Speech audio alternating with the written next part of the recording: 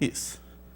Então, o primeiro tema dessa aula é a gente estudar equações lineares, em geral, módulo N.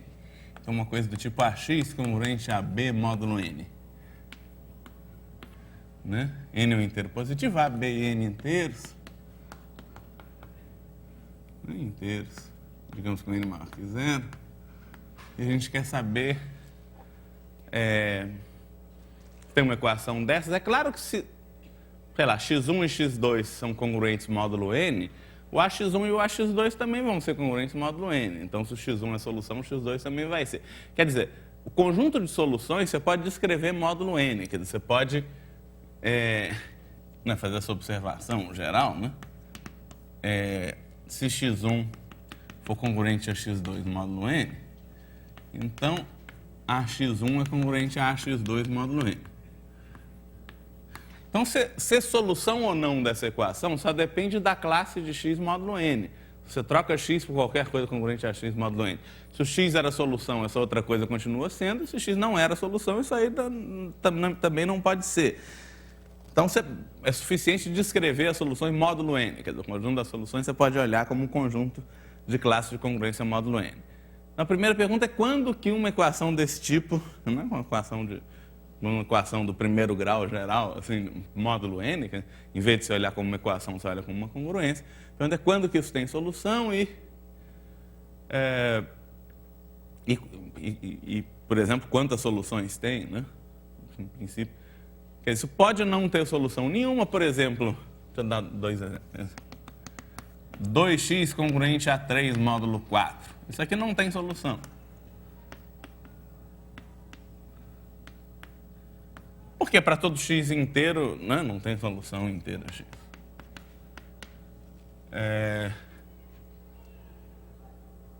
Não, eu quero que o x seja inteiro. E essa observação mostra, então, que podemos pensar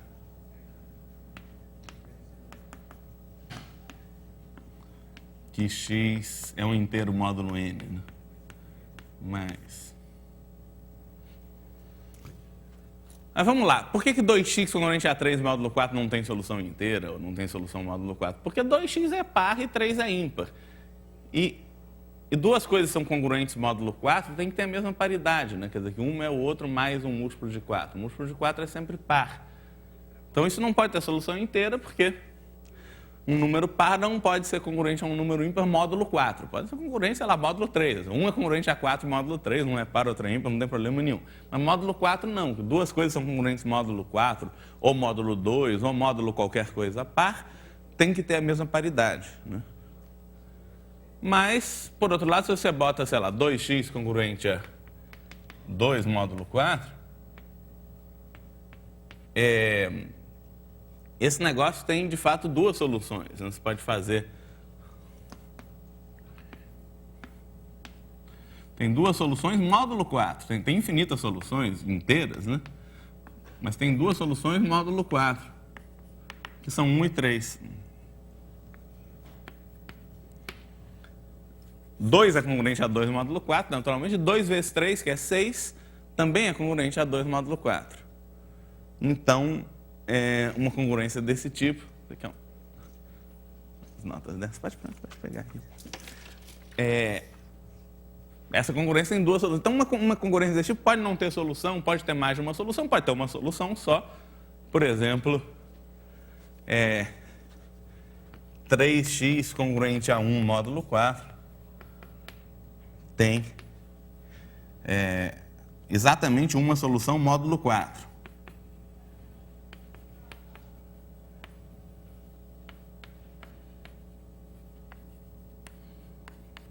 Quer dizer, o x tem que ser 3 módulo 4. Porque 3 é invertível módulo 4, essa congruência está dizendo exatamente que x é o inverso de 3 módulo 4. O inverso módulo n, se o cara for invertível, é sempre único.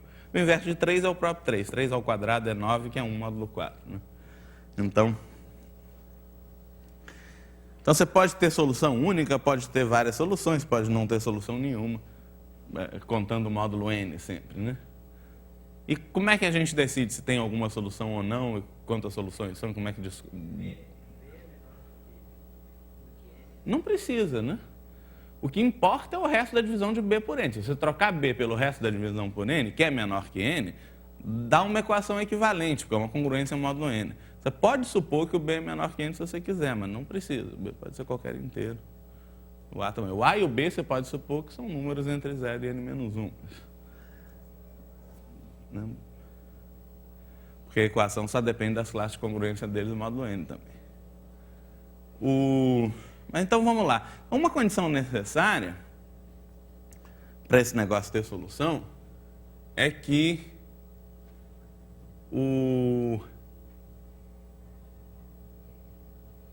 se a gente tiver algum fator comum entre o A e o N, ele tem que dividir o B. Então, condição necessária.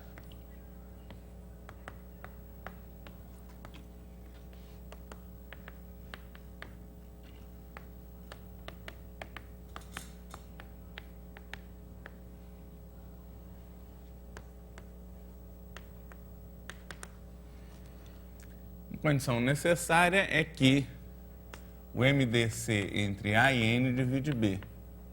De fato, AX é congruente a B módulo N, é equivalente a existir um Y inteiro, tal que AX é B mais NY, se você quiser, AX menos NY igual a B. Se D é o MDC entre A e N, o D divide A, D divide N, portanto, D divide AX menos NY, que é o B, né? Por outro lado, equações desse tipo a gente até já viu no começo desse curso. Se D é o MDC entre A e B, entre A e N, se o D divide B, de fato essa equação vai ter solução e vai ter infinitas soluções inteiras. A gente pode dividir tudo por D, né? Quer dizer, a gente vai ter em geral, se D divide B, a gente pode escrever A igual a D artil, N é igual a D N til, B igual a D B til. O fato de D ser o MDC entre A e N implica que o MDC entre A til e N til é 1. Né? Porque senão você teria outro divisor comum não trivial entre A til e N til. Se você multiplicar por D, vai ter um divisor comum maior que o D entre o A e o N. Né? Então, isso é um negócio geral que a gente já discutiu várias vezes. Você pega o máximo divisor comum, divide os dois caras pelo máximo divisor comum, o que sobra são dois números primos entre si sempre. E aí a equação ela fica equivalente. Você divide tudo por D lá, né? A til x menos N til y igual a B til.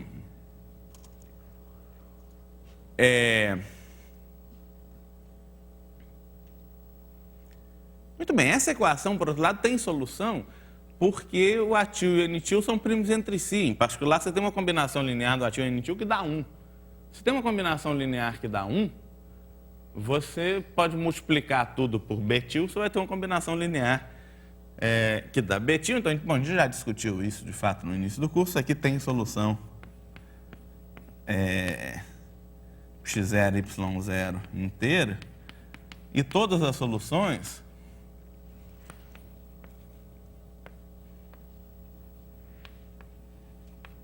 são dadas por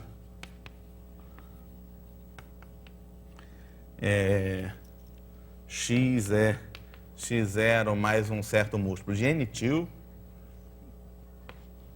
e o y vai ser y0, bom, como tem um menos aqui, vai ser mais o mesmo múltiplo de A til em vez de N til, né, com K em Z qualquer. Ou seja, x é único módulo N til.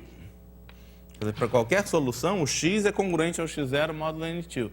Oi, de fato, sobrou pouca cópia, eu acho que eu distribuí. Deixa eu tirar mais xerox. Vamos. Vamos lá.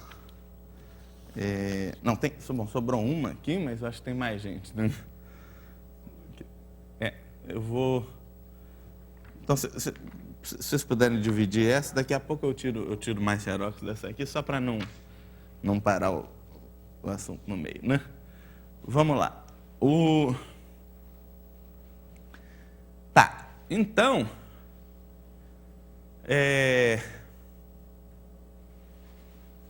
Né, o x é o único módulo n-til, só que o n-til não é n, n-til é um divisor de n, né? N-til quem que é? N-til é n sobre d. Então, as soluções... Né? Então, se tem uma única solução módulo n-til, quantas soluções módulo n você tem? Você pode somar múltiplos de n-til. Quantos múltiplos de n-til menores que n tem? Tem d múltiplos de n-til. Então, temos d soluções módulo n.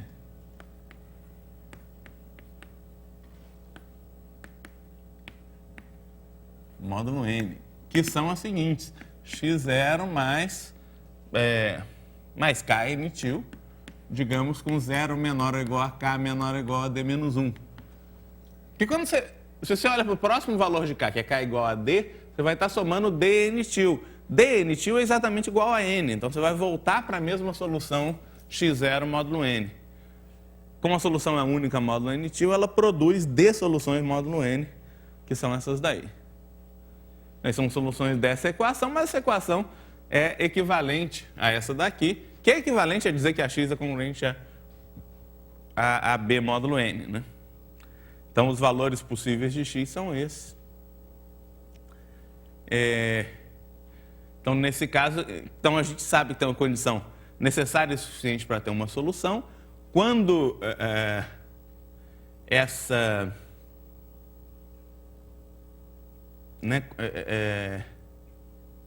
quando essa solução é satisfeita, você olha para o MDC entre A e N e esse vai ser o número de soluções, né?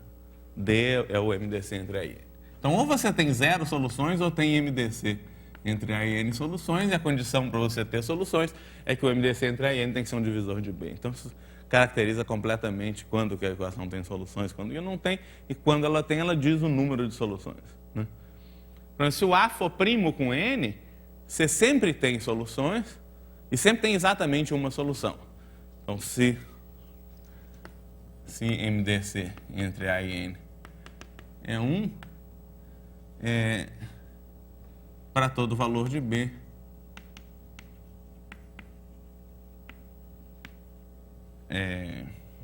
há uma única solução módulo N da equação, né, de AX congruente a B módulo N. A gente pode até escrever essa solução como essa solução.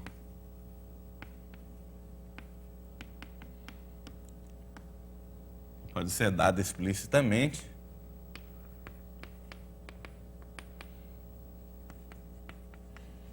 Por x é congruente a elevado a φ de n menos 1 vezes b módulo n. X é b vezes o inverso de A. A elevado a φ de n menos 1 é o inverso multiplicativo de A, né? Porque, nesse caso, a gente tem AX é A elevado a φ de n vezes b.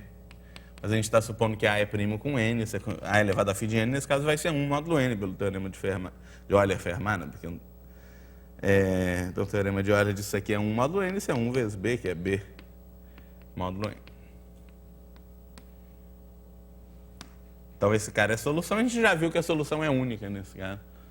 Nesse caso, D igual a 1. Então, tem uma única solução módulo n que é dada desse jeito. Então, em geral, né? Em geral, a nossa solução, uma solução x0, por exemplo, dessa equação, essa equação é equivalente a A-til x congruente a B-til módulo N-til, né? E o A-til é primo com N-til. Então, as soluções são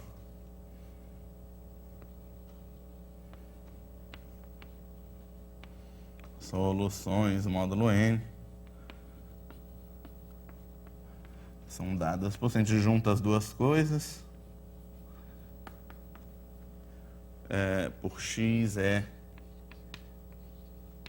atil elevado a φ de n-til menos 1 vezes b-til, não é? Mais kn-til.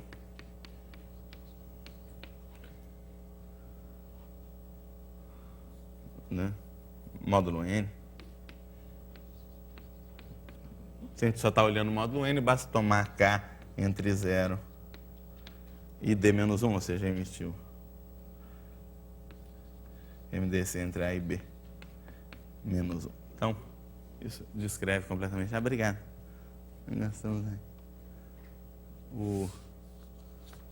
Maravilha. Mais eficiente do... Eu ia levar lá. Obrigado. Você não quer uma cópia, né? Sobrou bastante. Pega. Aí, obrigado. Pois é. Então tá, olha, temos mais cópias. Quem? Ah, você já distribuiu? Tá bom. Então tá ótimo, obrigado. Pode pegar mais de uma, se quiser. Acho que não vai precisar. Obrigado. Maravilha. Tá bom. Então, esse tipo de equação não é difícil. Resolver, temos... Agora vamos tratar de um assunto menos óbvio, mais importante e de fato tem um monte de aplicações bacanas, que é o teorema chinês dos restos. Né? O teorema chinês dos restos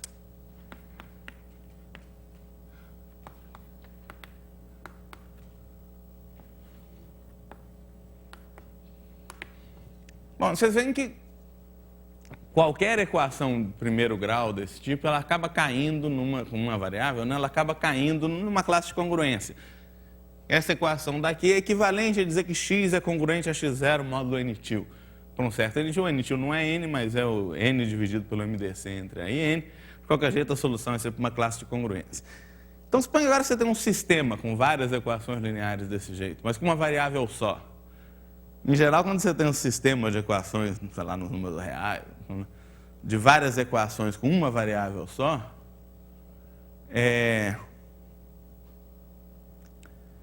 você não espera que tenha solução. Por exemplo, sei lá, 2x igual a 1, 3x igual a 5, não tem nenhuma solução real. Mas, com congruências, acontece um fenômeno meio surpreendente, que você tem situações bastante gerais em que você tem várias congruências ao mesmo tempo com uma variável só, e mesmo assim você consegue soluções. Então, o teorema chinês do resto fala exatamente desse tipo de coisa. Você tem um sistema de congruência x congruente a A1 módulo N1, x congruente a A2 módulo N2,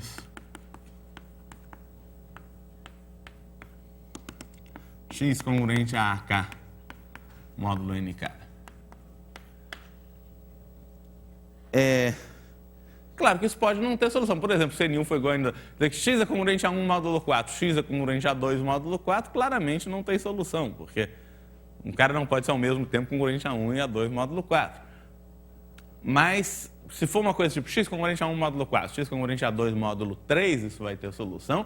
E, em geral, se esses caras são primos entre si 2 a 2, se MDC entre o NI e o NJ for 1 para todo I diferente de J,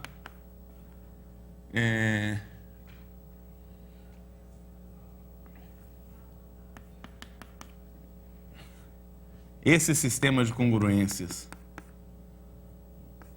tem solução. Tem solução inteira, x.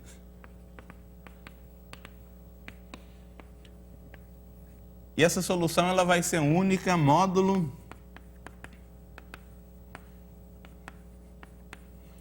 o produto dos NJs, N1, N2, etc. até NK.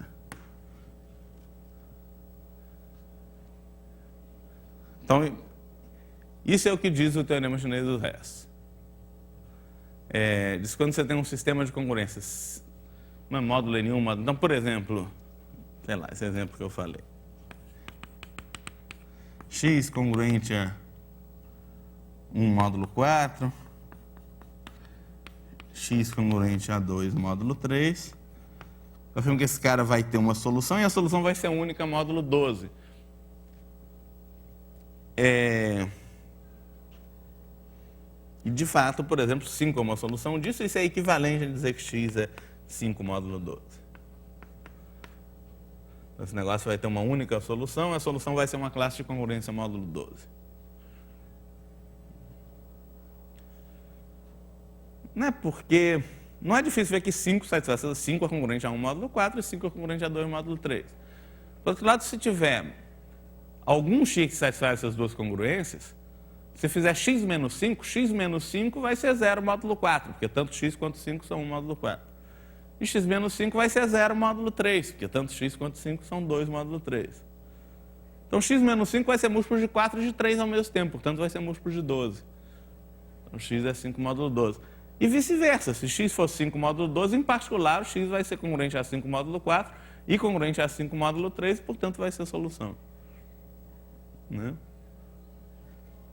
Isso é um fato geral. Qualquer sistema desse, ainda que você tenha várias equações, se esses módulos aqui, N1, N2, NK, forem todos primos entre si, 2 a 2, né? Esse sistema vai ter solução e a solução vai ser única módulo produto dos NJ. Vamos tentar provar isso, né? De novo, talvez a coisa mais fácil de provar aqui seja a unicidade, né? Se você tem duas soluções, elas têm que ser congruentes. Então vamos provar o chinês dos restos. A gente vai, ao contrário do teorema fundamental da aritmética, que primeiro a gente provou a existência e depois provou a unicidade, que a gente primeiro vai provar a unicidade. Provar que se tem uma solução, então todas as soluções são dadas por caras congruentes à solução original, módulo produto dos NJ. Então, se y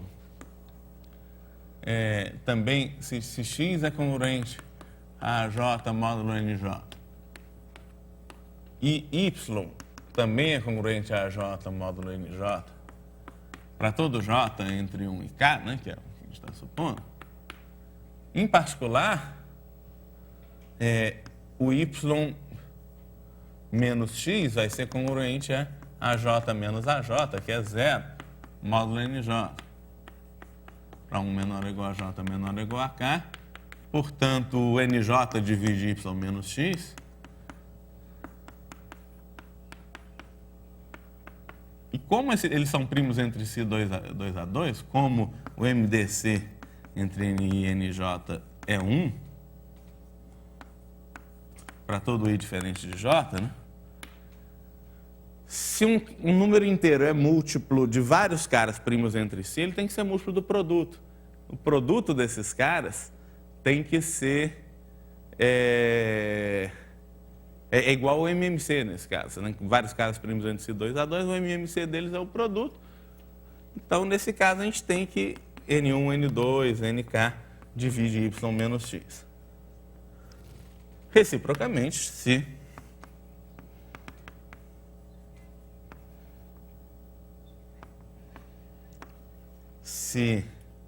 Não é bom, isso é equivalente a dizer que y é congruente a x módulo N1, N2, NK. Não é módulo produto de todo mundo. Reciprocamente, se y é congruente a x módulo N1, N2, NK, então, em particular, que é a mesma coisa que dizer que o produto dos NJ divide y menos x, que implica, obviamente, que cada NJ divide y menos x. Então, em particular, o y é congruente a x módulo NJ, para todos os NJ.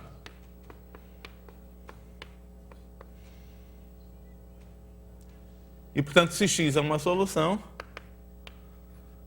se x é congruente a j módulo NJ, para todo j, entre 1 e k, então o y também vai ser, né?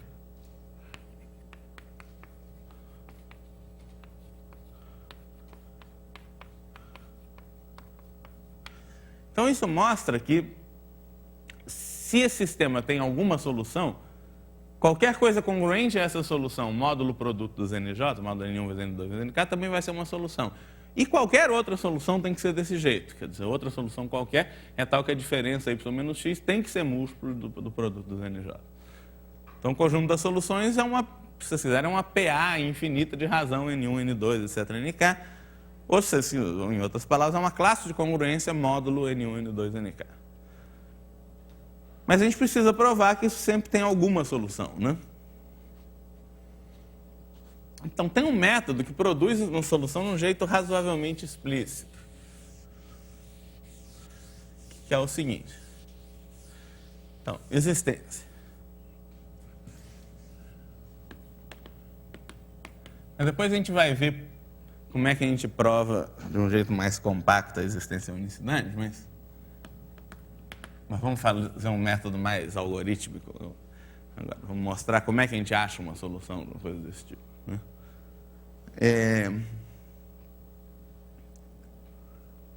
Bom,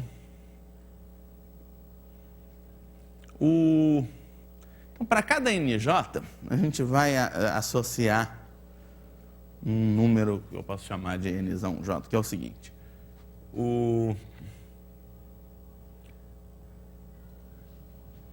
Então, você escolhe como MDC entre NI e NJ é 1 para todo I diferente de J. Se Nzão J for definido como o produto de todo mundo, N1, N2 até Nk, dividido pelo NJ, quer dizer, vai ser o produto de todo mundo menos o NJ, né? O produto para I diferente de J dos NIs, temos que o Nzão J é primo com Nzinho J. Portanto, existem xj e yj inteiros. Sempre você tem dois caras primos entre si, tem uma combinação linear que dá 1. Então, tem xj e yj inteiros com xj e nj, se vocês quiserem.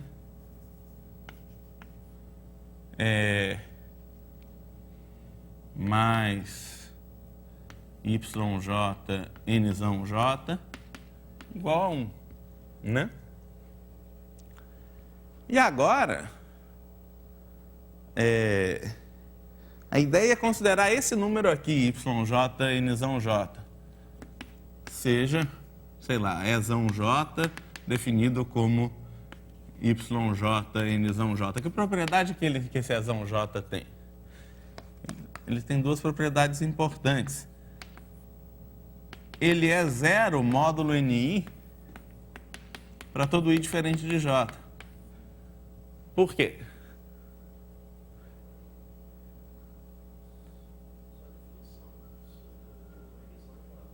Isso, o Nzão J é o produto de todos os NIs para I diferente de J. Então, o Nzão J é múltiplo do NI, em particular. O Ezão J, que é múltiplo do Nzão J, também é múltiplo do NI para todo I diferente de J. Ou seja, é zero módulo NI para todo I diferente de J. Muito bem. E módulo NJ, que ele é o quê? Módulo Nzinho J. Isso. Ezão J é YJNJ, né? Isso é 1 menos XJNJ. XJNzinho J, portanto, é 1 módulo Nzinho J. Né? É 1 mais um múltiplo inteiro de Nzinho J. Então, esse cara é muito útil, porque ele é 1 módulo Nzinho J e é 0 módulo todos os outros. Ele funciona como uma base canônica, esses caras, né? O E1, E2, EN. Temos que...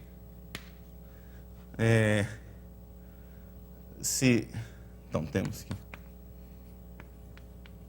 X igual a soma de J igual a 1 até K de... Como é que era o sistema? AJ módulo NJ.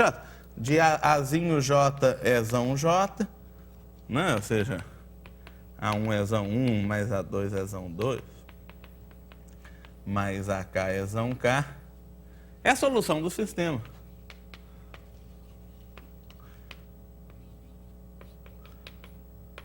De fato, módulo Nzinho J o x vai ser congruente a AJ Ezão J. O Ezão J é 1, né?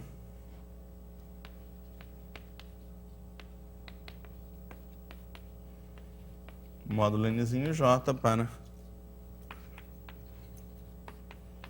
todo J entre 1 e K. Olha só, o módulo Nzinho J, o Zzão I para I diferente de J, você pode trocar o papel de I e J, né? Se o I é diferente de J, o Ezão I é múltiplo do Nzinho J. Porque I é diferente de J. Então, módulo Nzinho J tem aqui o Ezão J. O Ezão J, como a gente viu, é 1 módulo NJ. Mas todos os outros EI são 0 módulo NJ. O módulo NJ, se é 0 mais 0 mais 0, tem o AJ EJ, que vale 1 módulo NJ. O EJ vale 1, o AJ EJ vale AJ, módulo EJ. Mas todos os outros termos são 0. Então, isso vai ser 0 mais A mais AJ mais 0 mais 0 mais A, vai ser AJ módulo NJ e, portanto, esse cara é uma solução do sistema. Para todo J, o X é congruente a AJ módulo NJ. Né? Então, isso termina a prova do teorema chinês do resto. Já tinha provado a unicidade, isso da existência. Deixa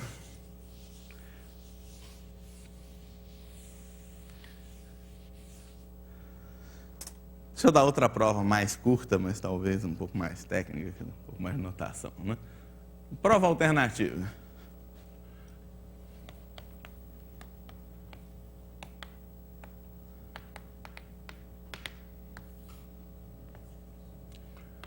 Considere a função, se considerar uma função esperta, a prova vai sair rápido. A função ela vai levar inteiros módulo o produto de todos os NJ no produto cartesiano de Z sobre N1Z por Z sobre N2Z por Z sobre NKZ. Né? De que jeito? Bom, definindo de um jeito muito natural, de fato se chama em linguagem técnica um mapa natural. F da classe de A módulo N1, N2, NK, por definição é a classe de A módulo N1, classe de A módulo N2, classe de A módulo NK. Por que isso está bem definido, né? Bom, essa função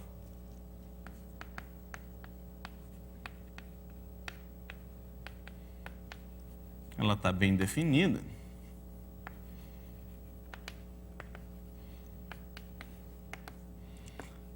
Pois se A é congruente a B módulo N1, N2, módulo produto de todo mundo, né?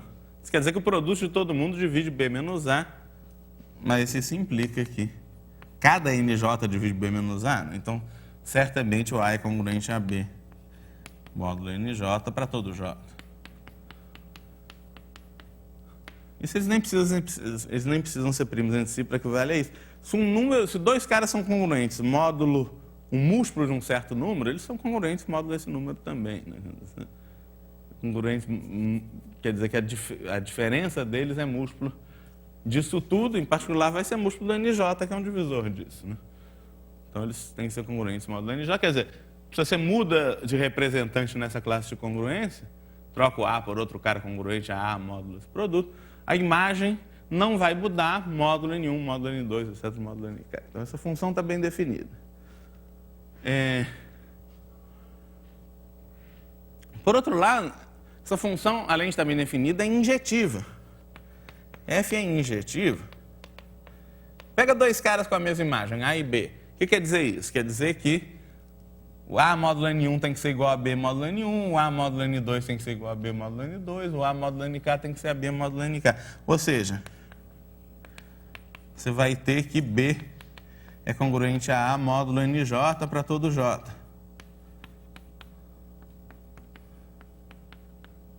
Aí isso implica que NJ divide B menos A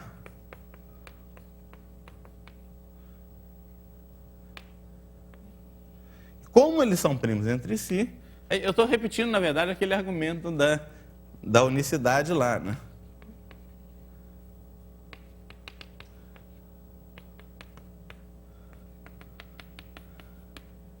B menos A é múltiplo de NJ para todo J, e os NJ são primos entre si. Portanto, o produto dos NJ tem que dividir B menos A também, né? Porque o MMC desses NJ é o produto deles, porque eles são primos entre si 2 a 2. Então, esse produto divide B menos A, ou seja, A módulo N1, N2, NK é a mesma coisa que B módulo N1, N2, NK. Eles são congruentes módulo N1, N2, NK. Então, o que a gente quer provar? O que diz o teorema chinês dos restos? O teorema chinês dos restos diz que essa função não só está bem definida, mas ela é uma bijeção entre esses dois conjuntos. Porque está dizendo que você dá uma classe de congruência módulo N1, dá outra classe de congruência módulo N2, dá outra classe de congruência módulo NK, quer dizer, se você dá A1, A2, AK, você vai ter um único X módulo N1, N2, NK que satisfaz todas essas congruências. Você vai ter um X inteiro que satisfaz todas essas congruências e ele vai ser o único módulo N1, N2, NK. Então, o teorema chinês dos restos é equivalente a dizer que F é uma bijeção. Agora, a gente já provou que F é injetiva. Por outro lado, o domínio e o contradomínio são finitos.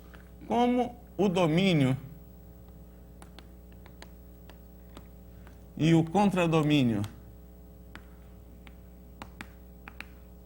de F, não só eles são finitos, mas eles têm o mesmo número de elementos. Eles têm N1 vezes N2, etc., vezes NK elementos. Né? Isso aqui claramente tem N1, N2, NK elementos. Isso aqui tem N1 vezes N2, etc., vezes NK elementos. Eles têm a mesma quantidade de elementos que essa daí.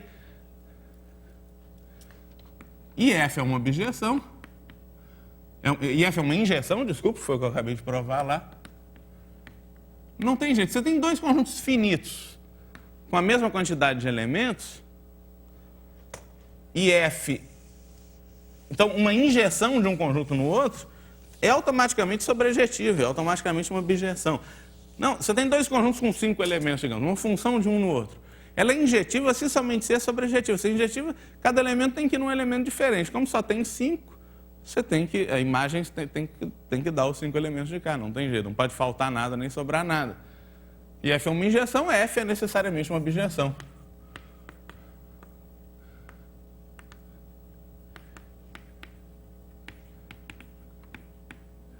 E o teorema chinês dos restos diz, em outras palavras, exatamente que F é uma bijeção. Então, isso dá uma prova mais curta do teorema chinês dos restos, mas que tem um corolário interessante.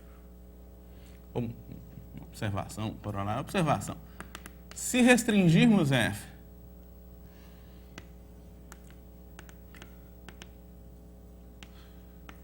a... Então, Z sobre N1 e N2 NKZ, que em geral Z sobre NZ, tem um subconjunto importante que são os caras invertíveis módulo N1 e N2 NK nesse caso. Né? O que vai ser a imagem?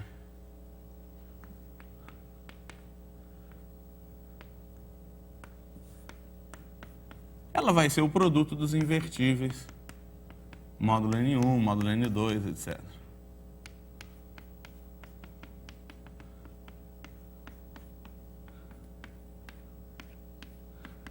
Por quê?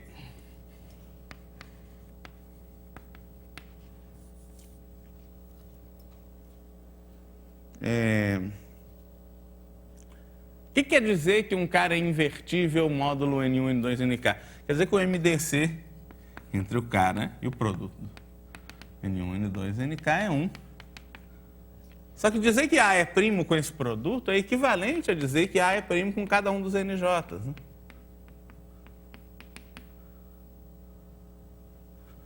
Né?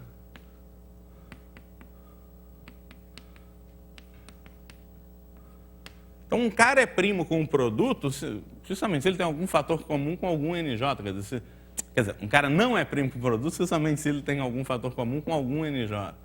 Ou seja, um cara é primo com produto se somente se ele é primo com cada um dos NJ. Para essa equivalência, nem precisa que os caras sejam primos entre si, de fato. Mas precisa para que a função seja uma objeção. Mas como a gente já sabe que a função é uma objeção, e a função leva esse conjunto nesse, em particular, isso dá uma prova da igualdade do número de elementos desse conjunto e desse. Quantos elementos tem aquele conjunto lá? É φ de N1, N2, Nk. Quantos elementos tem esse produto cartesiano? Tem φ de N1 vezes φ de N2 vezes φ de Nk. De novo, isso não vale em geral, mas isso vale se os N e I são primos entre si 2 a 2. Se MDC entre Ni e NJ é 1. Está tudo aí diferente já. Então, essa função é interessante porque a gente usou o fato desses dois conjuntos terem a mesma quantidade de elementos para mostrar que a F toda, né, com esse domínio e esse contradomínio, é uma objeção. Aqui a gente restringiu a F a esse conjunto e usou o fato da F ser uma objeção para concluir que esse conjunto e a imagem dele, que é esse conjunto aqui, tem a mesma quantidade de elementos. Isso dá um fato não trivial sobre a função φ de Euler. Então, muito bem. Então, eu acho que isso...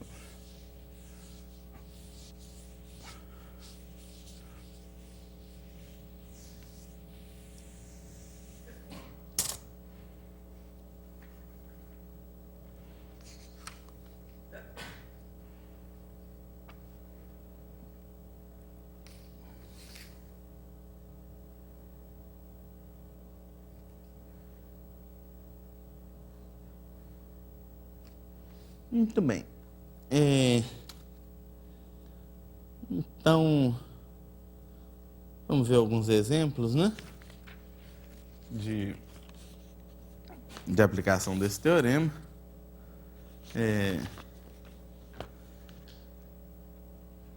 Vamos ver esse daqui, né? Te diz que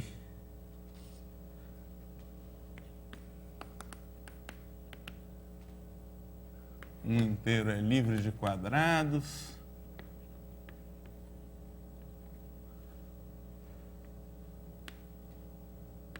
Se não é divisível pelo quadrado de nenhum primo, né?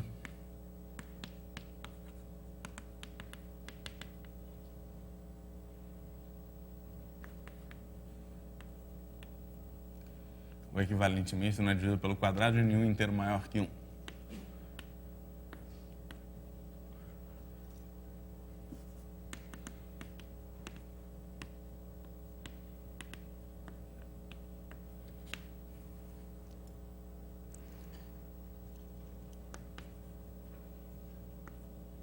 Então, demonstrar que existem intervalos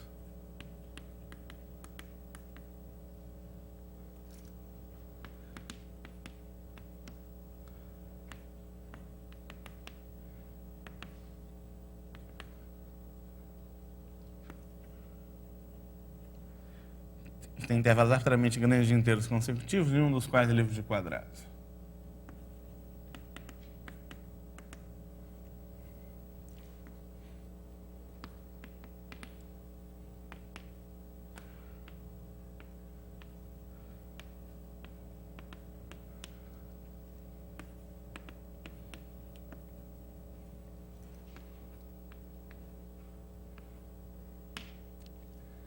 Vamos resolver isso. Se bem que isso não seria verdade se fosse o contrário, né? Não tem nenhum intervalo. Você não pode ter intervalos arbitrariamente grandes de números todos livres de quadrados. Porque de cada 4 caras consecutivos, pelo menos um é múltiplo de 4. O número que é múltiplo de 4 já não é livre de quadrado. Por outro lado, como diz esse exemplo, a gente consegue qualquer número que a gente quiser de naturais consecutivos, nenhum deles sendo livre de quadrados. Como que a gente faz isso? Bom, tem uma solução curta usando o teorema chinês dos restos, justamente. A gente pode olhar para os primeiros números primos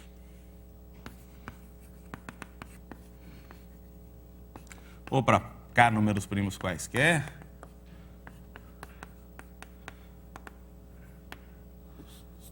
Então, tome x natural com x congruente a menos 1 módulo P1 ao quadrado, x congruente a menos 2 módulo P2 ao quadrado,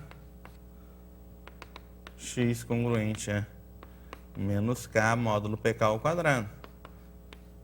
Por que existe um x desse? Porque esses PJ ao quadrado são todos primos entre si, né? MDC entre PI ao quadrado e PJ ao quadrado é 1. Para todo I diferente de J, os caras são primos distintos. Né? Teorema chinês do resto diz que esse negócio tem solução. Tem solução inteira e tem toda uma PA de soluções. Depois você soma qualquer múltiplo de P1 ao quadrado, P2 ao quadrado, PK ao quadrado, continua sendo uma solução.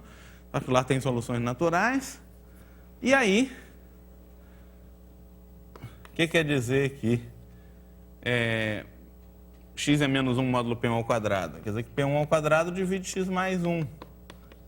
A segunda diz que P2 ao quadrado divide x mais 2. P3 ao quadrado divide x mais 3, etc. PK ao quadrado divide x mais k. Então, nenhum desses caras é livre de quadrados. X mais 1 não é livre de quadrado, porque é múltiplo de P1 ao quadrado. X mais 2 não é livre de quadrado, porque é múltiplo de P2 ao quadrado. X mais 3 também não, x mais k também não. São k naturais consecutivos, nenhum deles livre de quadrado. Resolveu. Fácil o problema. Mas isso sem o teorema chinês do resto não é tão fácil assim. Pode.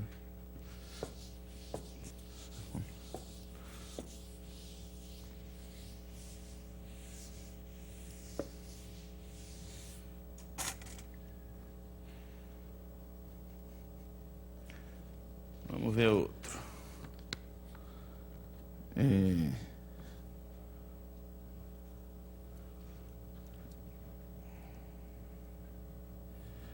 Então, exemplo.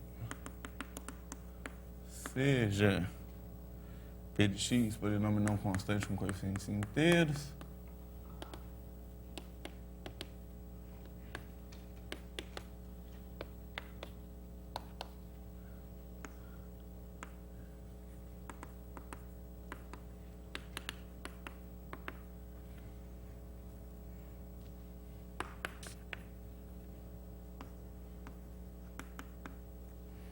Então, para todo par de inteiros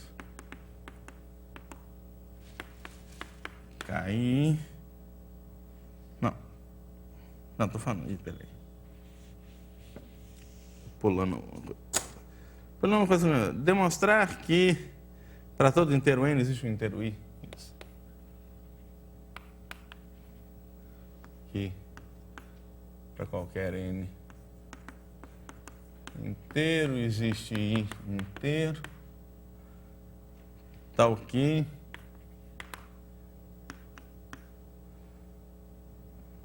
o N é natural, não é possível para fazer sentido esse negócio.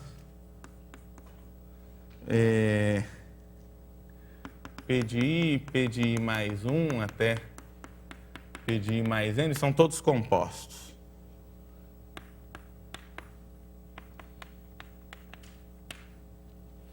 Tá certo. Então, em particular, não tem nenhum polinômio cujos valores nos inteiros sejam todos primos, mas mais que isso, se você cuidar de qualquer polinômio não constante, você consegue muitos valores consecutivos do polinômio que são números compostos, que não são primos, em particular.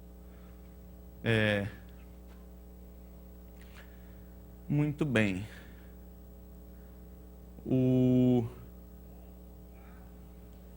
Então, de novo, a ideia é usar o teorema chinês dos restos para conseguir vários fatores primos. Né? Essas coisas, vamos ver. Não é tão fácil porque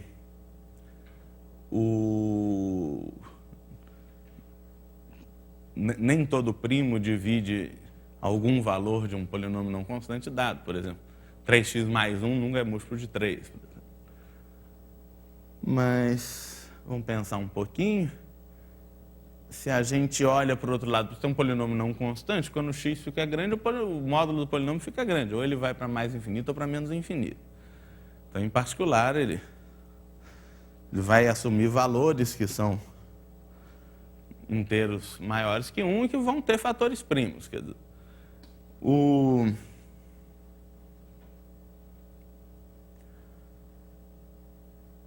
a gente... Muito bem. Por outro lado,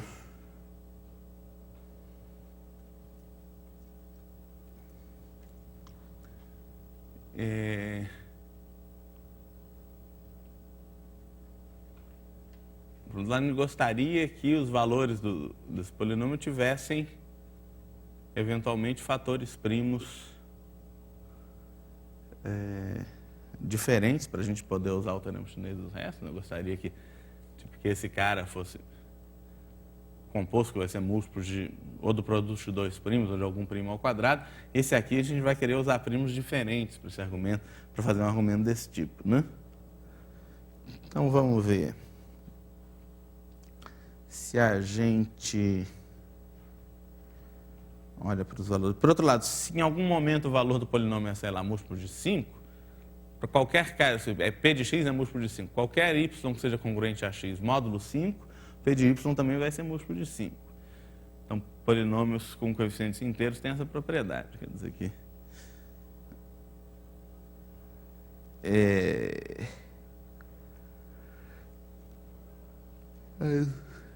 deixa eu ver. A gente...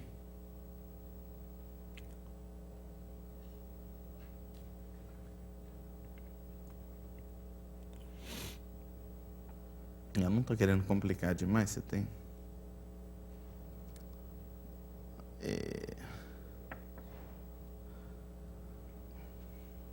A gente pode fazer combinações lineares dos valores dos polinômios que acabem dando constantes, mas isso não é muito... Eu não estou querendo complicar demais, espera aí. Como é que a gente arruma primos diferentes? O que a gente faz aqui? Deixa eu ver. Tem esse lema.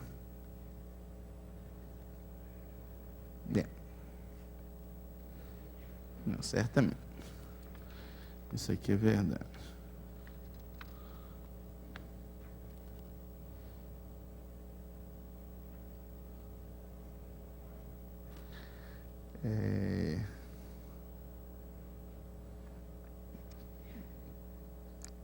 Mais um primos distintos. Não, é esperto, sim. Não tá certo. Eu tenho uma ideia esperta que assim, eu supor que esse negócio é falso, então eu provo um pouco por contradição. Então vamos lá. Solução.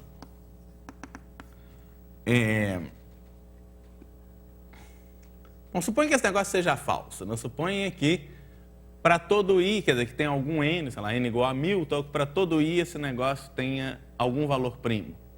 Né? Para n grande, quer dizer, não precisava ser primo, podia ser 1 ou menos 1, mas 1 e menos 1 só são assumidos um número finito de vezes. Né? A ideia é que para cada... se isso for falso, para todo k natural, existe um primo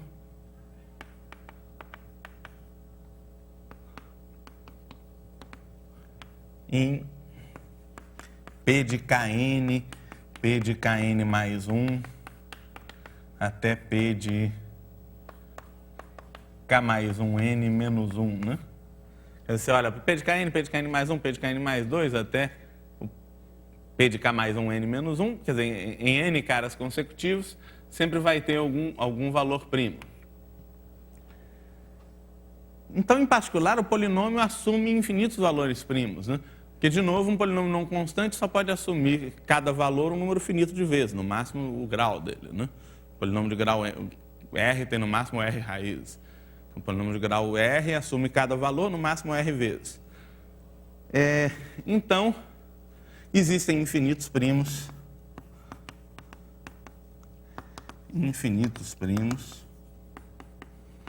que são valores de P de x, né, da forma P de M com M natural. Para cada N consecutivos tem um primo, cada primo aparece no máximo R vezes, tem que aparecer infinitos primos nas imagens dos polinômios nos naturais. Na imagem desse polinômio nos naturais. Pronto, e agora a gente está em boas condições para terminar esse negócio. Então, por exemplo, suponha que você tenha M1 menor que M2, menor que etc., naturais, e você chama P de M1 igual a P1, P de M2 igual a P2, etc. Esses caras todos primos, tá? Primos e primos distintos. Tá? Então, a gente tem os infinitos naturais, cujas imagens são primos distintos, né? E agora a gente vai usar o teorema chinês dos restos. Vamos vir para cá. Você pode tomar um certo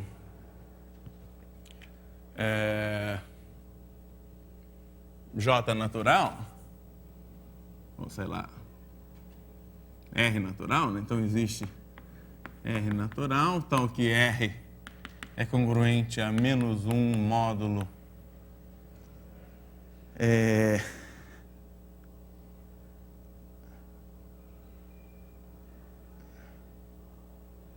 então como é que é? Módulo.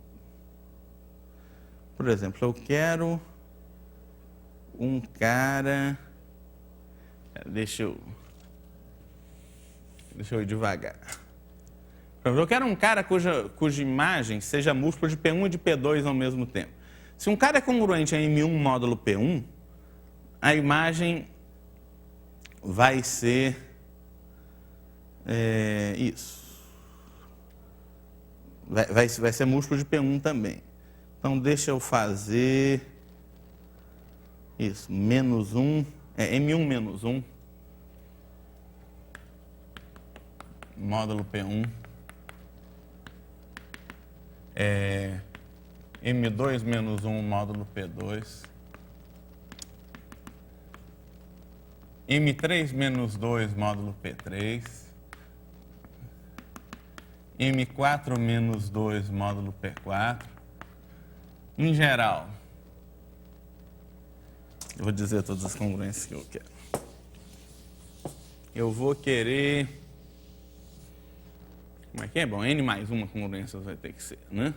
Em geral, no meio, eu vou querer que o R seja congruente a M2J menos 1 menos J módulo P2J menos 1 e congruente a M2J menos J também, módulo P2J. E isso até, isso para J entre 1 e N mais 1. Então, R das últimas não vai ser congruente a M2N mais 1 menos N mais 1, módulo P2N mais 1, e M2N mais 2 menos N mais 1, de novo, módulo P2N mais 2. Tá, então são essas congruências que eu quero que o R satisfaça. Que vantagem que tem isso? Vamos olhar para essa genérica aqui, com J variando entre 1. Por que isso? Primeiro que isso tem solução. Por quê? Porque são congruências módulo primos. No P1, P2, P3, P4, etc. São todos primos distintos. No teorema chinês dos restos, qualquer sistema de congruência desse tipo, não importa o que esteja aqui, sempre vai ter uma solução. E mais cedo vai ter uma PA de soluções, vai ter uma solução que é a única módulo produto de todos esses primos. Tá? O fato dele satisfazer essas congruências mostra o quê? Que essas duas aqui implicam que R mais J é M2J menos 1 módulo P2J menos 1. E o mesmo R mais J é M2J módulo P2J. Agora, quem que é P2J menos 1? É o valor do polinômio em M2J menos 1. Então, eu estou esse cara é congruente a 1 em 2j menos 1, o valor do polinômio em R mais J vai ser congruente ao polinômio em M2J menos 1. Agora, quem que é o polinômio em M2J menos 1? Por definição, é o P2J menos 1, que é um primo, né? Bom, que obviamente é 0 o módulo P2J menos 1, né? Analogamente, o P de R mais J... Então, aqui a gente vê que o P de R mais J é múltiplo do P2J menos 1. Pela mesma razão, ele vai ser múltiplo do P2J. Ou seja, esses dois primos, o P2J menos 1, P2J, dividem em P de R mais J. Então, em particular, esse cara não pode ser primo, ele tem dois fatores primos distintos. Né?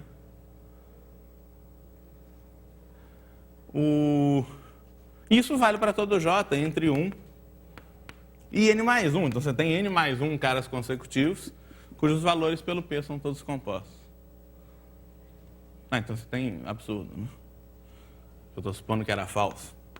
Eu tive que supor que era falso para conseguir esses valores primos. Não, por absurdo, para conseguir infinitos valores primos distintos. Mas uma vez que a gente tem infinitos valores primos distintos, a gente pode usar o termo chinês do resto e mostrar que você consegue qualquer quantidade que você quiser de valores compostos consecutivos. Compostos porque são múltiplos de dois primos. Né? Não, eu estou usando que se dois caras são congruentes módulo P, né? As imagens vão ser congruentes módulo P também, né? Usando o seguinte, se A é congruente a B módulo P, como P é um polinômio, Pzão, né? É um polinômio com coeficientes inteiros, o P de A vai ser congruente a P de B, módulo P. Estou usando esse negócio o tempo todo, né? Aqui não, eu estou usando que R mais J é congruente a esse cara módulo esse primo. Então, P de R mais J é congruente a P desse cara módulo esse primo. Né? Aqui é módulo P2J mesmo. Módulo esse primo. E esse cara, o P desse cara é o P2J menos 1, que é 0. Né? Então, nesse caso particular, esse cara vai ser múltiplo do P2J menos 1. Muito bem. Então, isso resolve esse exercício. Deixa eu fazer outro que eu nem sei se está explicitamente nas notas, mas eu gosto bastante. Está aqui. Esse da potência não trivial. Não vou dar uma solução um pouco diferente da que está no texto.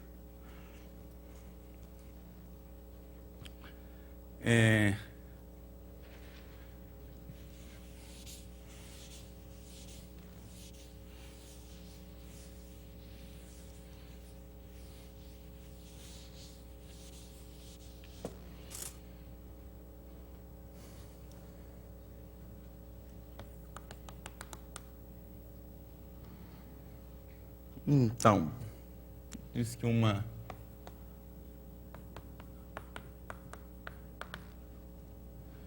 potência não trivial é um número da forma A elevado a B com A e B maiores ou iguais a 2 inteiros, né? Então, potência não trivial é um quadrado, ou um cubo, uma quarta potência, etc. O problema é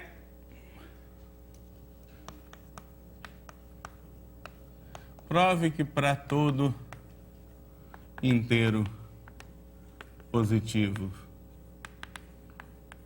e existe um subconjunto dos naturais com N elementos, tal que para todo B contido em A, não vazio, a soma dos elementos de B é uma potência.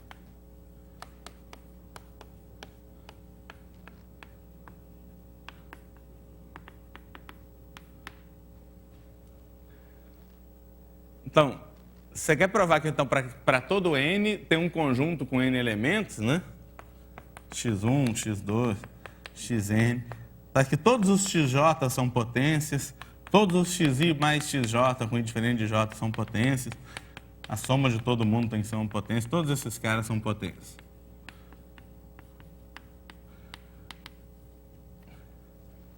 Isso não é difícil para n igual a 2, né? Para n igual a 2, você pode pegar 9 e 16. 9 é um quadrado, 16 é um quadrado, é uma quarta potência. E 9 mais 16 é 25, que é uma potência também, que é 5 ao quadrado. Mas com 3 já é bem mais difícil dar um exemplo. Vocês podiam tentar dar um exemplo para n igual a 3 no braço, é trabalhoso. Não é óbvio, não. Porque você vai precisar que x1, x2 e x3 sejam potências, x1 mais x2 tem que ser uma potência, x1 mais x3 tem que ser uma potência, x2 mais x3 tem que ser uma potência, x1 mais x2 mais x3 também tem que ser uma potência. Não dá trabalho. E o caso geral é mais complicado ainda, né? Mas dá para fazer esse exercício. Ele está feito nas notas de um jeito, eu vou fazer de outro, que dá para reduzir ele a um lema, né? Que diz o seguinte: para qualquer M natural, existe um A natural, tal que esses números aqui, A, 2A, 3A até MA, são potências. São todos potências. Se isso for verdade, basta provar isso. Por que basta provar o lema? A gente pode tomar, isso vale para qualquer m, eu posso escolher m igual a n mais 1 sobre 2, e o nosso conjunto A igual a Azinho, 2Azinho até Nazinho. Né?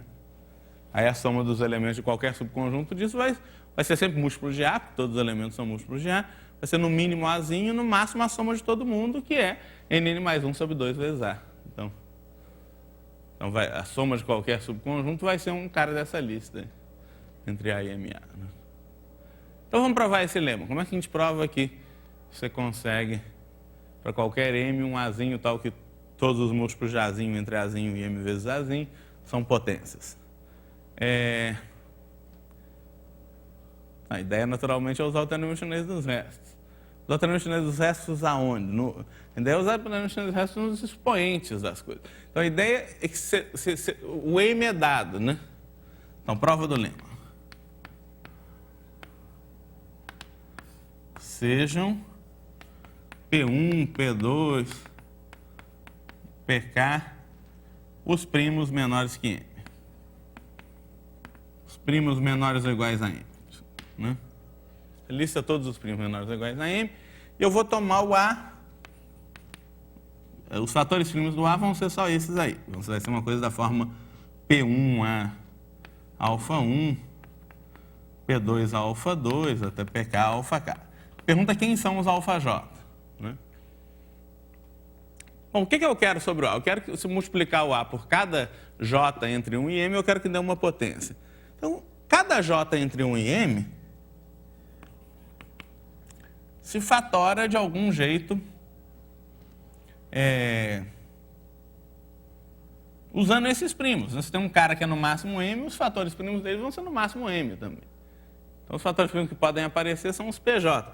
Cada J entre 1 e M vai ser P1 elevado a beta 1 de J, P2 a beta 2 de J. Vai ter alguma fatoração que só usa esses primos. Não precisa usar todos, e aí a gente bota expoente zero nesse caso, né? Beta I de J é maior ou igual a zero em geral.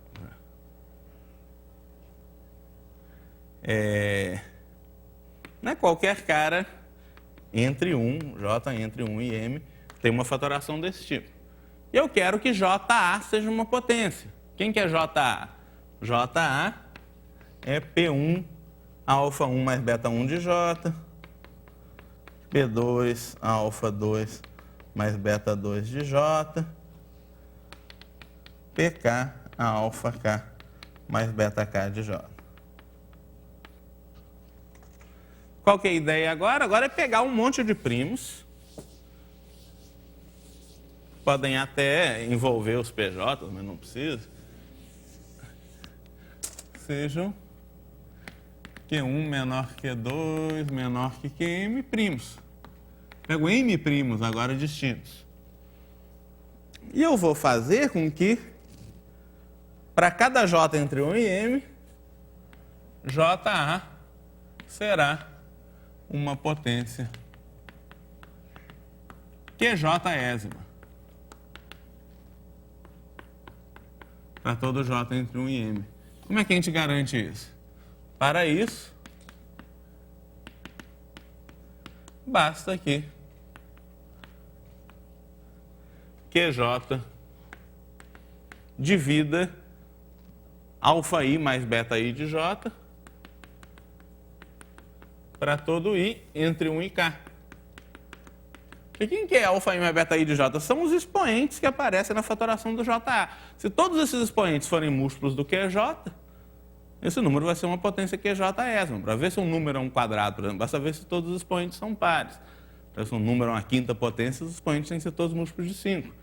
Então, basta que os expoentes sejam todos múltiplos de QJ para que isso seja alguma coisa elevada a QJ, para que seja uma potência QJésima, né? Mas o que é isso? A gente está dizendo que eu ainda não escolhi os alfa-Is, né? Os beta-I de J estão todos definidos aqui embaixo, não tem escolha para os beta-I de J. Mas eu ainda não escolhi os alfa-Is. O que eu quero que o alfa-I satisfaça? Eu quero que o alfa-I, ou seja, quero que o alfa-I seja congruente a menos beta-I de J módulo QJ. Eu quero que isso valha para todo I entre 1 e K e para todo J entre 1 e M. Para todo I entre 1 e K. Mas se você fixa o I entre 1 e K, a gente consegue um alfa-I natural satisfazendo todas essas congruências pelo teorema chinês dos restos. Tem uma congruência módulo Q1, outra módulo Q2, outra módulo QM. Esses caras são todos primos distintos. Então, esse sistema de congruência sempre tem solução. Para todo I menor ou igual a K, existe alfa-I natural que satisfaz essas congruências com alfa-I congruente a menos beta-I de J, módulo QJ, para todo J menor ou igual a M, e pelo teorema chinês dos restos.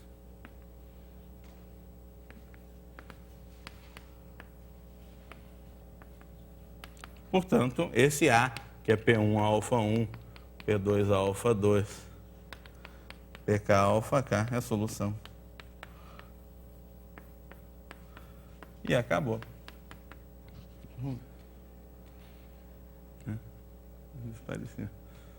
Isso parecia difícil, tá bom, mas não. Com o teorema chinês do resto, ele fica bastante atacável. É isso. Bom, tá bom, eu acho que isso termina a aula, mas vocês têm outros problemas, dúvidas, sugestões? Fala. Precisa de qualquer.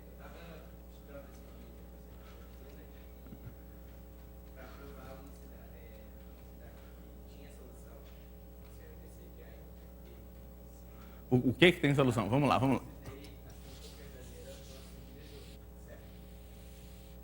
Tá, pera, eu não entendi ainda como é que é o problema. Bom, vamos lá.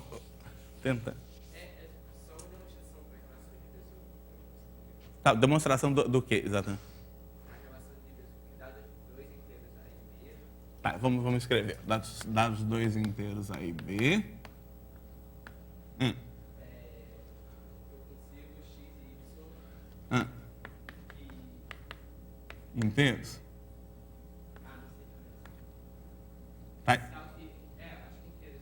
Sinal que AX mais BY é igual a desse Isso. Isso a gente provou, né, nas primeiras aulas.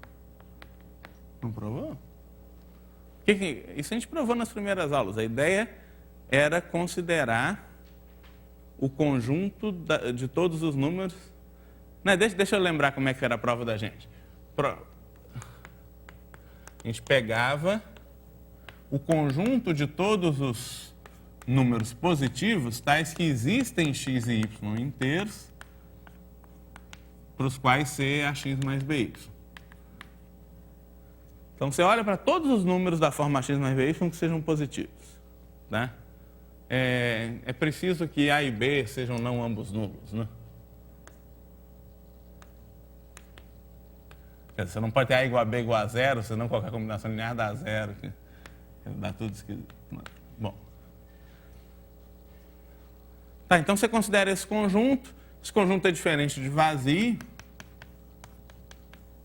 Por exemplo, módulo de A mais módulo de B pertence a ele, né? Isso aqui é um múltiplo de A, isso aqui é um múltiplo de B, a soma dá um inteiro positivo. E todo conjunto não vazio de números naturais, né? A é um conjunto de inteiros positivos, naturalmente. Todo conjunto não vazio de inteiros positivos tem um menor elemento, né? Então, D, por definição, é o menor elemento de A. A afirmação é que D é o MDC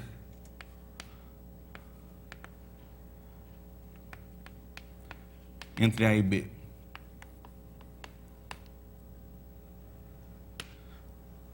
Por exemplo, D é um divisor de A. De fato, se não, você escreveria... nem se não, vamos de fato. De fato, você sempre pode dividir o A pelo D com o resto. Você pode escrever A igual a QD mais R, onde o resto é um número entre 0 e D menos 1. Quer dizer, positivo é menor que D.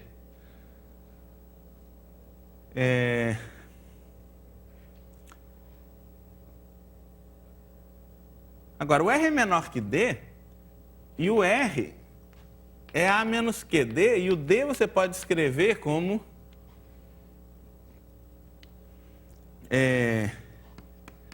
AX0 mais BY0 com X0 e Y0 inteiros, né? Afinal, D é o menor elemento desse conjunto, e qualquer elemento desse conjunto é da forma AX mais BY. Então, o D pode ser escrito como AX0 mais BY0 para certos inteiros X0 e Y0. O R é o A menos QD. Então, é A menos Q AX0 mais BY0. Isso você pode escrever como A que multiplica 1 menos QX0, mais B que multiplica menos QY0. Portanto, o R é da forma AX mais BY com XY inteiros. Se o R for positivo, o R pertenceria a esse conjunto A. Mas o R é menor que D. Isso é absurdo. Portanto, não tem jeito. Portanto, o R tem que ser 0. E o R sendo 0, o A é igual a QD. Portanto, D divide A. Então, isso prova que D é um divisor de A. O papel de A e B absolutamente se mete nessa conversa. Do mesmo jeito, o D divide B, né?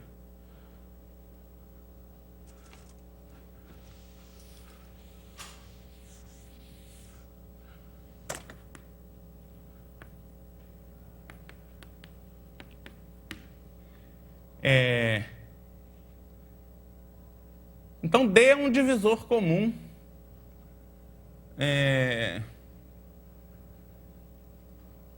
de A e de B. Por outro lado, se D' for um número positivo qualquer que divide A e divide B, então esse D' divide AX0 mais BY0, que é o D. Como D' é positivo, ele é um divisor de D, que também é positivo, o D' é menor ou igual a D. E, portanto, D é o máximo divisor comum. Ele é um divisor comum de A e B, e não só é maior ou igual, mas ele é múltiplo de qualquer outro divisor comum, né? E logo, o D é o máximo divisor comum em qualquer definição razoável entre eles. Esse negócio mostra não só que o máximo divisor comum é dessa forma, como que o máximo divisor comum tem essa propriedade de que é múltiplo de qualquer outro divisor comum entre A e B. É isso. Oi. Fala. Encontrar todos os inteiros positivos NM, acho que todas as soluções de x ao cubo menos 17x ao quadrado mais mx menos n ao quadrado igual a zero. Peraí, isso aí pode ser complicado. Como é que é? Encontrar o quê? Todos os inteiros positivos MN. Todos os MN inteiros positivos? Acho que todas as soluções de x3 menos 17x2. Peraí, todas as soluções de x3 menos 17x2 mais mx menos n ao quadrado igual a zero menos n ao quadrado igual a zero. são inteiras. Todas as soluções, o que? Todas as soluções reais? Mas que solução? Aonde? Na grande geral, a gente procura solução da equação em algum conjunto. Todas as soluções, você procura soluções inteiras, elas são automaticamente inteiras. Se você procurar soluções complexas, eu duvido que seja verdade. Provavelmente soluções reais. Em geral, o conjunto das soluções de uma dada equação não é uma coisa bem definida. Você tem que dizer qual é o domínio, quer dizer, soluções aonde, né? Ele quer os mn inteiros positivos, tais que todas as soluções estejam inteiras.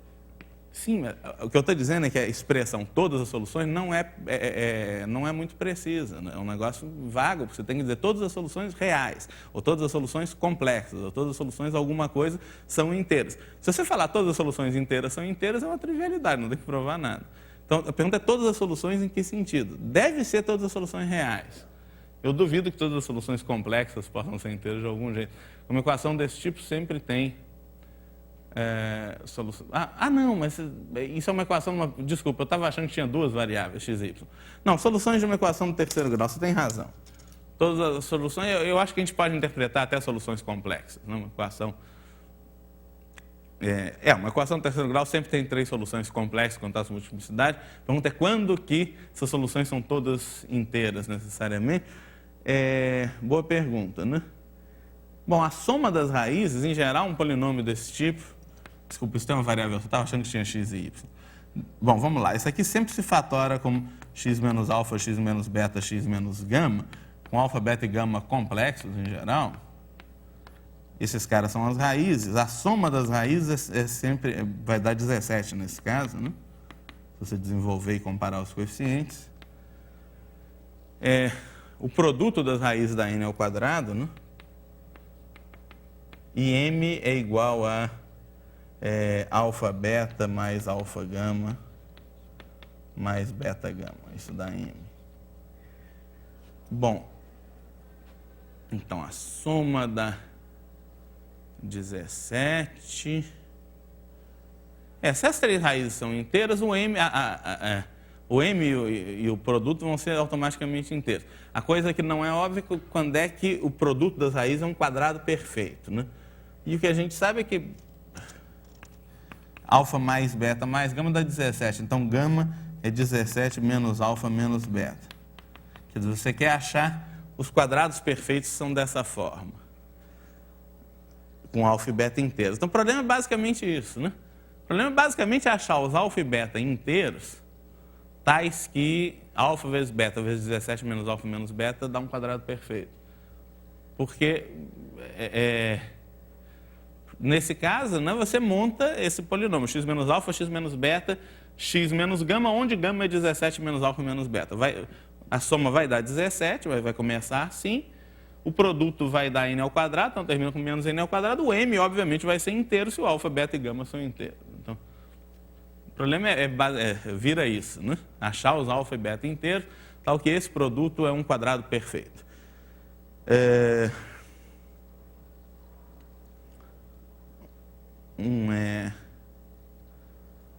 Bom, a gente pode considerar o MDC entre alfa e beta, né? Alfa eu posso escrever como D alfa til, beta é D beta til, onde D é o MDC entre alfa e beta. Quer dizer, é claro que tem o caso em que o alfa e beta são ambos nulos, e aí isso não dá uma solução. Bom, isso dá uma solução com n igual a zero. Né? Tem o caso alfa igual a beta igual a zero, que é um caso especial.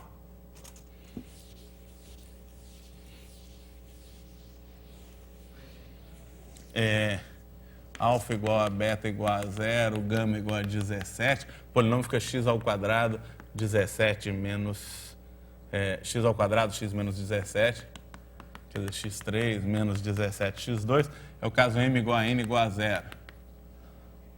Bom, mn maiores que zero, então isso não dá solução.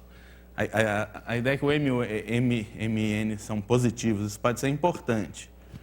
Alfa, beta mais alfa, gama. Quem que é gama? Alfa mais beta Gama é o M, que é positivo, né? E gama é 17 menos alfa mais beta, né? Então, isso aqui dá 17 alfa mais beta menos alfa 2 mais alfa beta mais beta 2. Isso é importante, quer dizer, a gente está dizendo em particular que alfa 2 mais alfa beta mais beta 2 é menor que 17 alfa mais beta. Isso vai dar restrições importantes sobre quem são alfa e beta, né? Porque se alfa e beta forem muito grandes, o lado esquerdo ganha do lado direito. Né? Essa hipótese do M ser positivo é importante, isso dá uma restrição grande sobre alfa e beta. Eu acho que dá para concluir só olhando para lá, na verdade. Mas aqui vamos tentar olhar para o MDC, o alfa-til e o beta-til são primos entre si. E a nossa expressão fica D2 alfa-til beta-til 17 menos D, que multiplica alfa-til mais beta-til, né? Isso aí tem que ser um quadrado perfeito. Aí tem dois casos, né? Ou D é 17 ou D é múltiplo de 17 ou não é, né? Se D não for múltiplo de 17, o D vai ser primo com isso daqui, porque o D vai ser primo com 17, portanto vai ser primo com isso. O alfa-til, então tem o caso em que algum deles é múltiplo de 17, né? Se, por exemplo, 17 divide alfa,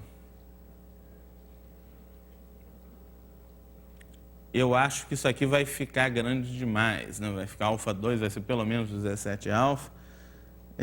Por exemplo, se 17 divide alfa, alfa 2 vai ser maior ou igual a 17 alfa e alfa beta, vai ter o caso do alfa ser negativo também, mas o caso do alfa ser negativo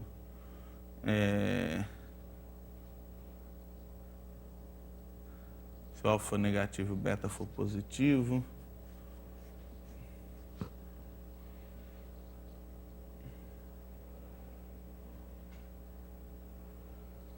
Isso aqui está dizendo assim, ó. Isso aqui eu posso escrever assim. Posso passar alfa mais beta do outro lado, fica alfa menos 17, que multiplica alfa mais beta. Mais beta ao quadrado é menor que zero. Então, em particular, isso aqui tem que ser negativo, né? O alfa menos 17 vezes alfa mais beta. Por outro lado, o alfa 2 mais alfa beta mais beta ao quadrado é positivo. Isso aqui é pelo menos alfa mais beta sobre 2 ao quadrado. Isso aqui é igual, né? A mais 3 beta 2 sobre 4. Isso aqui é certamente maior ou igual a zero. Isso implica que alfa mais beta é maior que zero. Alfa mais beta tem que ser positivo, porque isso aqui é positivo sempre. E aí, como alfa mais beta é positivo, isso aqui tem que ser negativo, não tem jeito, então alfa é menor que 17. Alfa é menor que 17. Como é tudo simétrico, né? Analogamente, beta é menor que 17.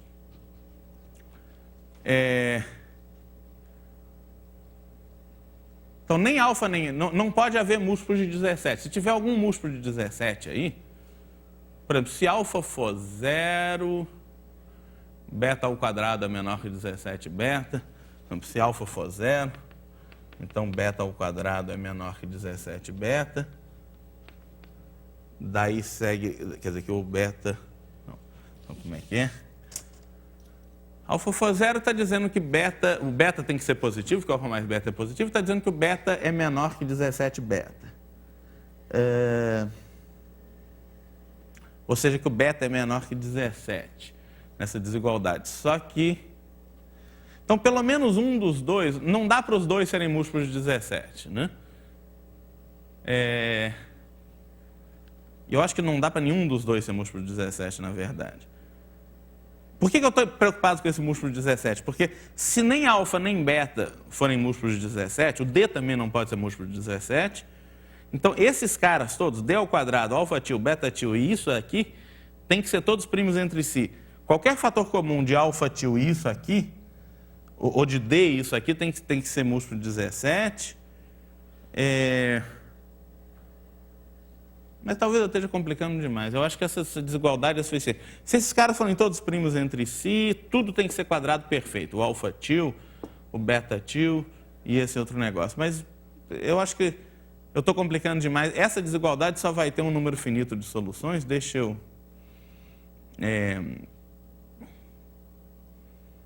olhar para ela com um pouquinho mais de cuidado. Se o beta for negativo,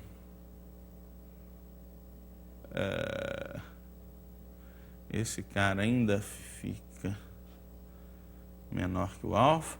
O alfa é menor que 17. Alfa menos 17. Então, se o beta for negativo, o alfa tem que ser positivo. Alfa menos 17 é no máximo menos 17.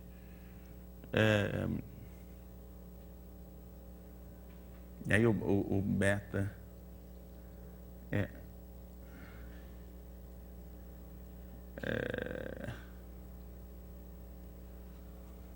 quer dizer, a ideia é que esses caras não podem ser negativos demais. Deixa eu...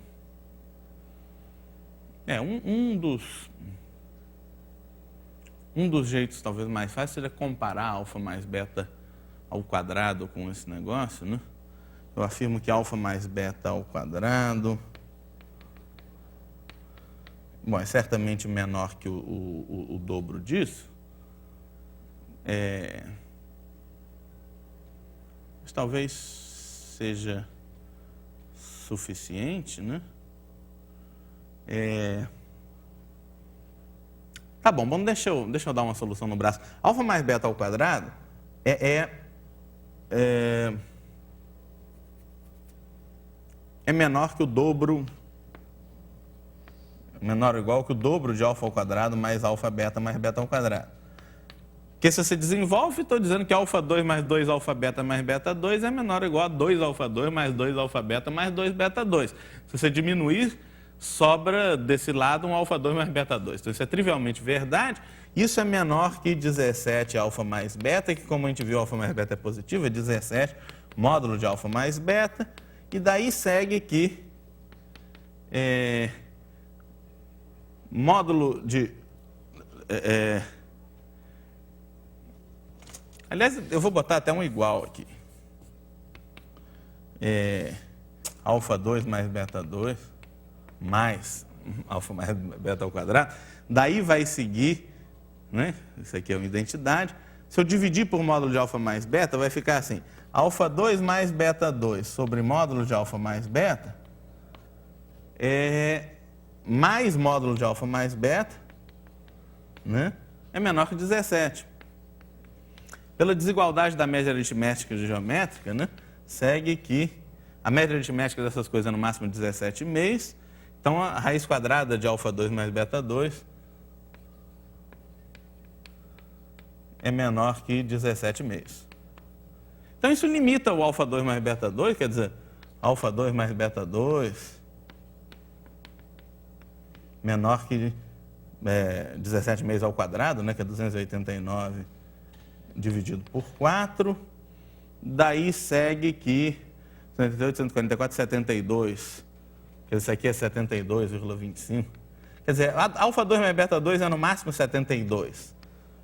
Então, isso limita tanto alfa 2 quanto beta 2. Por exemplo, tanto alfa quanto beta, em módulo, vão ser no máximo 8, né? Porque 9 ao quadrado já dá 81.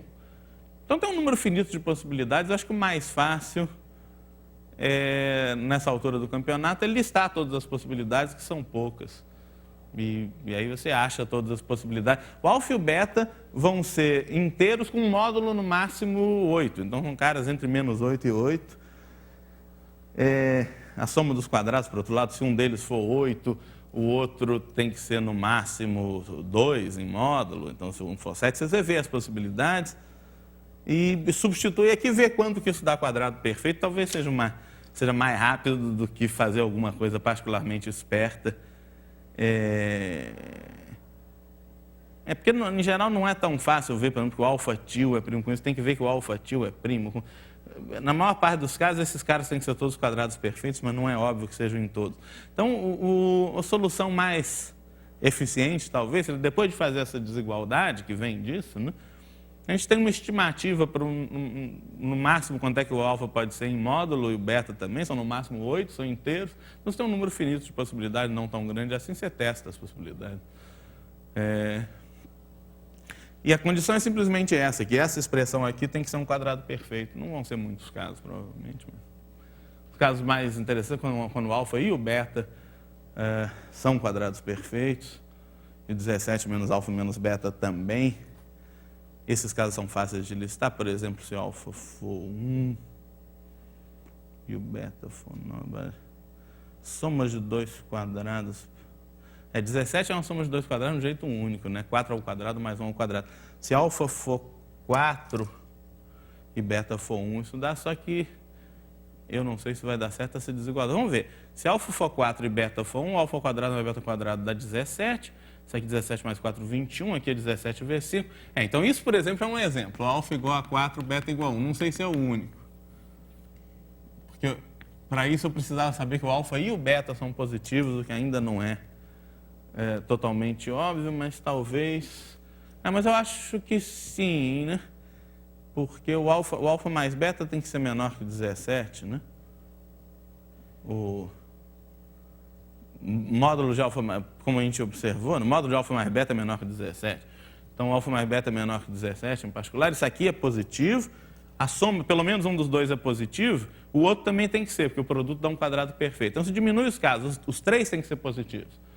Porque pelo menos dois desses caras são positivos e o produto é positivo. Então, o terceiro também tem que ser.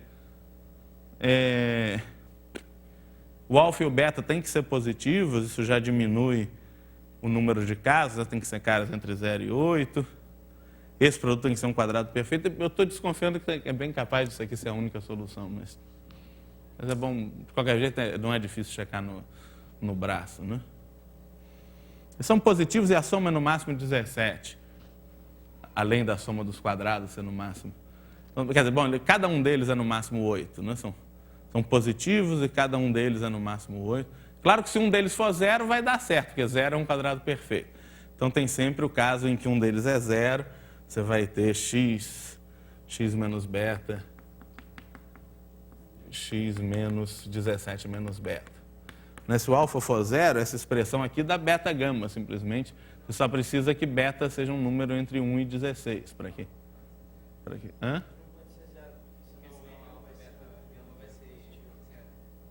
O n é positivo, desculpa, então não vale. Perdão. Tá, então não vale, mas... Então tá, então já anula esse caso. O mais fácil é testar todos os casos. O alfa e beta, então, vão ser 1 menor ou igual a alfa, 1 menor ou igual a alfa, menor ou igual a 8. 1 menor ou igual a beta, menor ou igual a 8. Alfa, beta, vezes 17 menos alfa menos beta é um quadrado perfeito. A gente tem que considerar todos os casos, basicamente. Dá para simplificar um pouco olhando para o MDC, mas nem tanto, né? Porque você tem esse negócio dos caras não serem necessariamente primos entre si. De novo, o mais prático é olhar todos os casos. Não é tão difícil. Com alfa igual a 1, fica assim, beta vezes 16 menos beta, tem que ser um quadrado perfeito. De novo, tem o caso do beta ser par, o caso, não sei, se beta for par, fica 2k vezes 16 menos 2k, fica k vezes 8 menos k. Tem a soma de dois quadrados. 8 é a soma de dois quadrados, eu acho que... 8 é 4 mais 4. Aí você tem beta igual a 8, por exemplo, que vai dar 8 vezes 8. São casos... Bom, aí você vai listando. Você tem beta 16 menos beta, depois você vai ter 2 beta vezes 15 menos beta.